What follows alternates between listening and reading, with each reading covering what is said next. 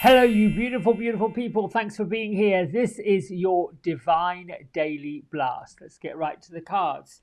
I am going to start with my isms today, and you can make them fit wherever you want. Love is my compass needle. If your motto for today was that nothing is more important than I feel love, that I give love, that I am love, that I am of love, it would be a good day. I am successful. Look at everything that you are doing, even if that's folding laundry or sweeping the floor.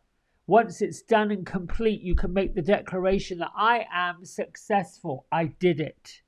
I accomplished it. I completed it. Task done. Check the box. The other one is I am an instrument of love and healing.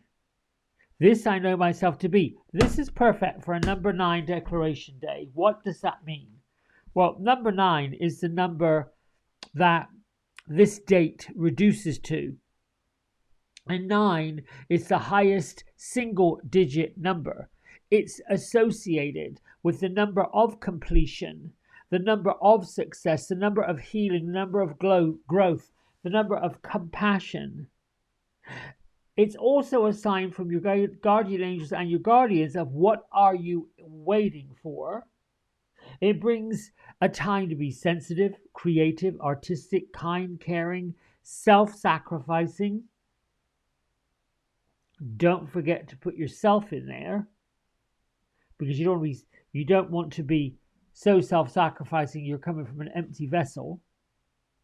A person with the 9 trait is creative, like an actor, a giver, a humanitarian, philosophical, healing.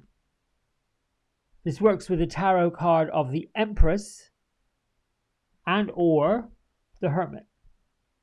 You can call in Archangel Michael, Archangel Gabriel.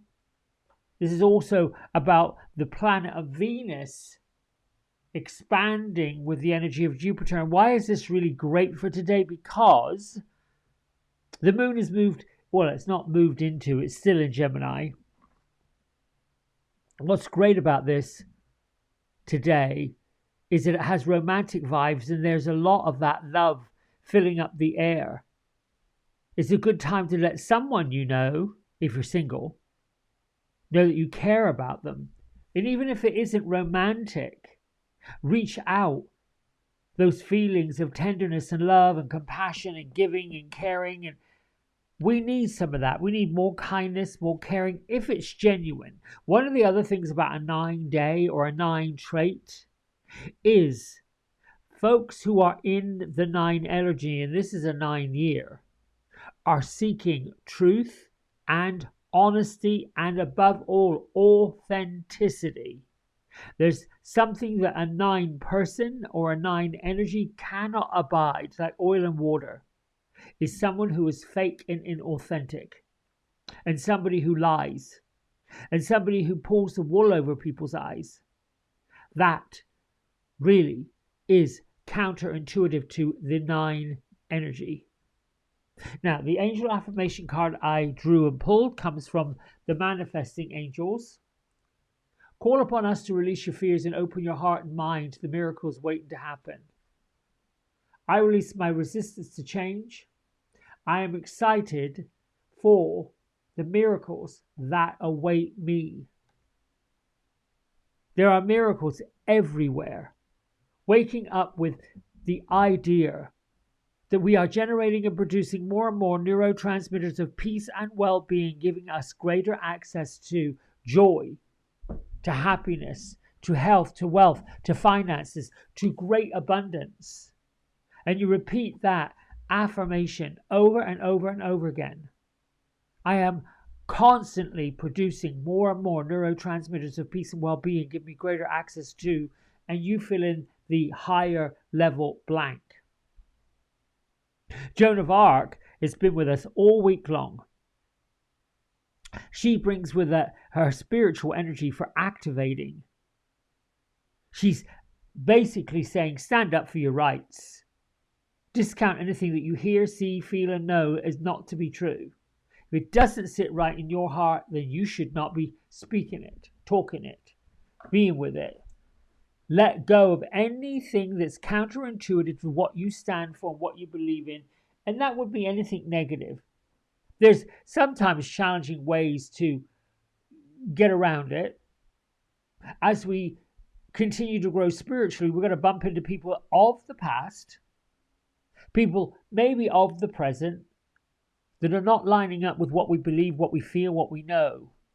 Isn't our job to line them up. It's their job to find out where their alignment is, which can sometimes bring up some discourse, some disharmony, some awkward feelings. However, if you use this moon energy in Gemini and you're popping up with some of that combative energy, chances are you'll find a loving, kind, and caring way to disperse anything that would be a little bit off course. Humor's good, music's good. You can also play a little bit naive. And if someone's being very direct, you can speak to it. That's a rather direct statement. That's a rather combative statement. That's a rather interesting statement. I'm not sure I share it. I'm going to have to think about it. I don't know how I feel about it. And you let it go. All right. Our Archangel Faith has been with us all week along with Joan of Arc. I am safe and protected by angels. You are protected. The worst is all behind you, and you're ready to move beyond the challenges that you have been facing in the past. I know I feel that myself. You are safe now. Let go of the old and stop waiting for history to repeat itself. For you are in a new time in which you can create your own story and begin living it. If you feel you are stepping into the unknown, know that your angel is holding your hand and leading you forward. Now let's get to Gertrude and Beatrice. They are still in this lovely archway of light and possibility. They are almost showing me a bit like a kaleidoscope where the lights are changing and flickering and giving them different visions. Chart your own course is what Beatrice is saying. Find your own magic. Gertrude is just like mesmerized by these lights. They just look like an archway, like a tunnel, like a labyrinth, not a labyrinth, an arbor of beautiful magical lights. Whoop, there's our card. I knew if I kept shuffling vigorously I would find a card. Where it's to say, oh,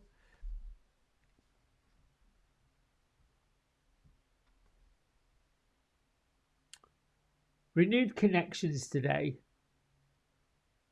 You know, I love the images on this card. We have a telephone, the text message, email, love, which I would say is card, music. What's that one up there?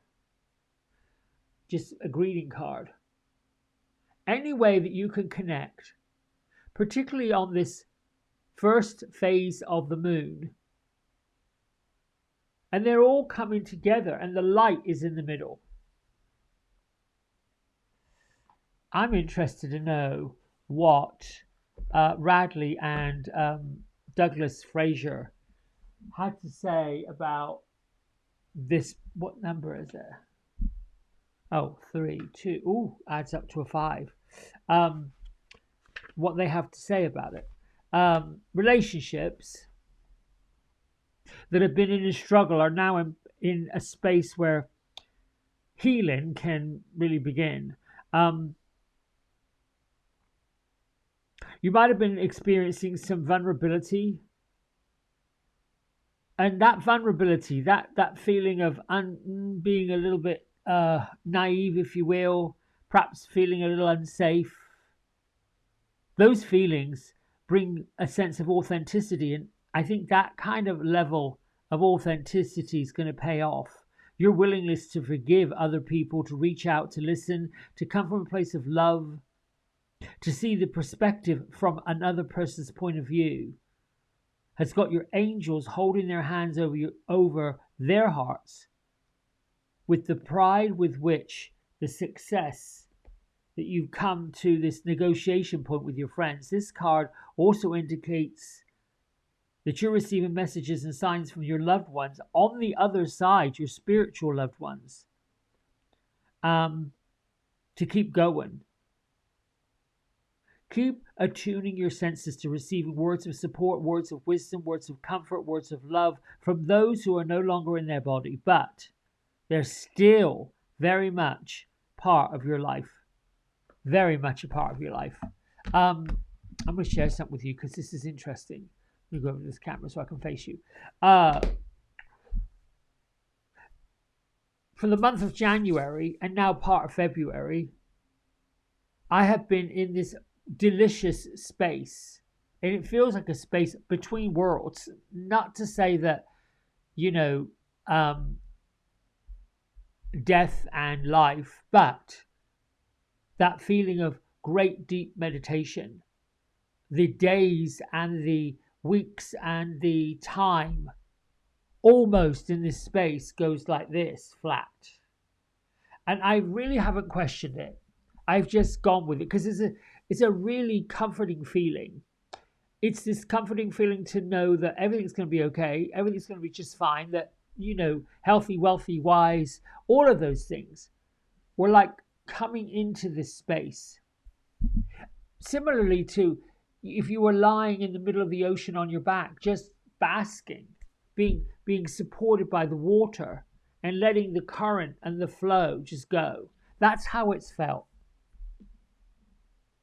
And I know sometimes when I'm in those modes and in those feelings, there's this download of information coming from that spirit world. So I know I'm in a space, me personally, of great expansion. So the last couple of 3 days, I have felt very much so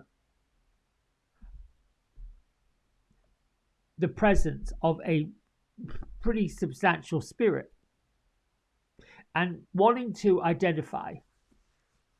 Because in human form, we want labels, we want names, we want people, we want to know what they look like, what they feel like, because that's the world we live in. And this spirit wasn't identifying in any of that. However, I'm listening to different philosophers. I'm listening to books by Dr. Wayne Dyer. I am listening to the glorious Esther Hicks channeling Abraham. And then yesterday, it came to me that part of what I'm going to do next is channel some of this wisdom. I know I've been doing that with these cards because oftentimes my humanness will kick in and I'll be like, I don't know that makes any sense. And then it does. And then it all comes together. I sit here every morning to bring joy, wisdom, harmony, peace, inspiration, motivation to everybody out there. Never knowing what's going to show up, who's going to show up, or what message I get. However, I just go with it. And I think I'm going to start to channel information from this particular spirit.